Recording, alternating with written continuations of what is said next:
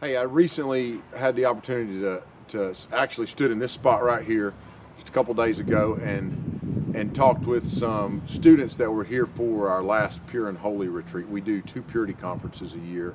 We do those in February, and we call them the Pure and Holy retreat or Pure and Holy conference. We kind of we're Jekyll and Hyde with the names on it, but the focus, the emphasis on biblical sexuality, relationships, marriage, things like that, and we really try to levy and counter the culture.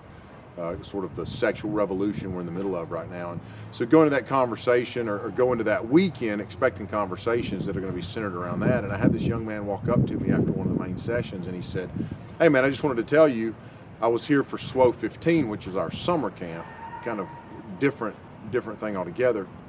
And he said, "I got saved, man. I met Jesus." And I actually remember this kid. He was kind of one of those kids that stands out, and just awesome story, awesome testimony. We get to talking. Well, he has now brought his 3 brothers to the Pure and Holy Conference, who have all come to know the Lord because of this oldest brother, whose name's Isaiah, because of his testimony. So we want to share it with you. Cool snowbird story, but a bigger, cool gospel story.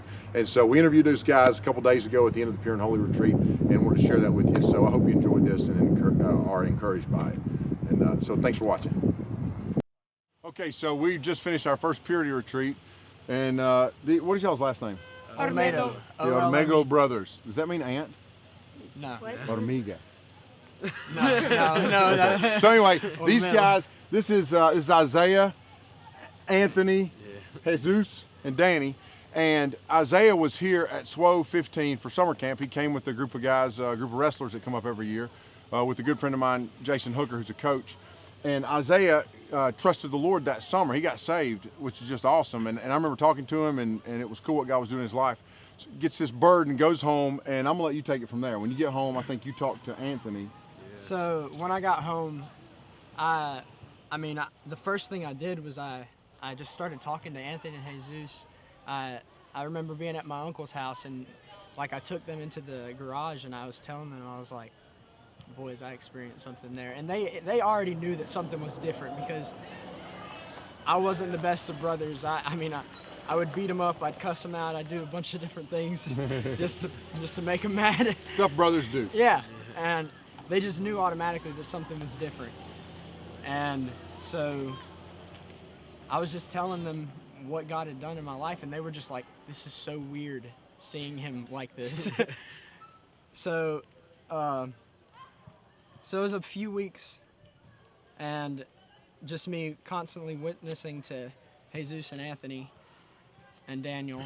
And then Anthony, he was riding home with me from wrestling practice one day. And we are in the car, and Anthony, we're listening to K-Love, and we're just worshiping and stuff. And I remember I was just watching Anthony, and he seemed like he was really getting hit by it. And so after we got home, I remember I was sitting on the couch. Oh, I said, "Anthony, come here." So we sat on the couch, and then I just explained salvation. I explained it all to him, and it was just so touching. And he came, and So that's the day you got saved. Yeah. And Anthony. And so when did you come into this equation? You kind of been watching all this. Yeah, I kind of just like, I was just watching and just like, I saw, and I wanted that. Like I just saw like how like they got changed, and I wanted that. That's awesome. That's so cool. Yeah. And then later in the picture, Jesus led Daniel to Christ. So you see, it's just awesome. These brothers have basically invested in each other's gospel stories.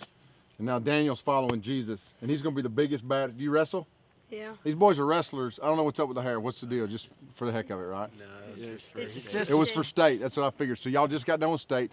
Y'all are sophomores, Yeah. and you're heavyweight, and you're 220, Yeah. and y'all both placed third, fourth, Fourth. fourth. So They a got me dominant beat. family. Yeah. What did you got? Third was the best you ever did. Yeah, as a senior. So Third as a senior. So this, man, it's just a cool story. We wanted to share it with you and praise the Lord and brag on Jesus for the work that he does in lives at Snowbird. But also just, man, when Isaiah shared that story, I remembered him. I remember him getting saved. And I remember the staff guys that were working with him on that deal almost 2 years ago. And so praise the Lord. And I hope you're encouraged by it. And we'll see you in a future video.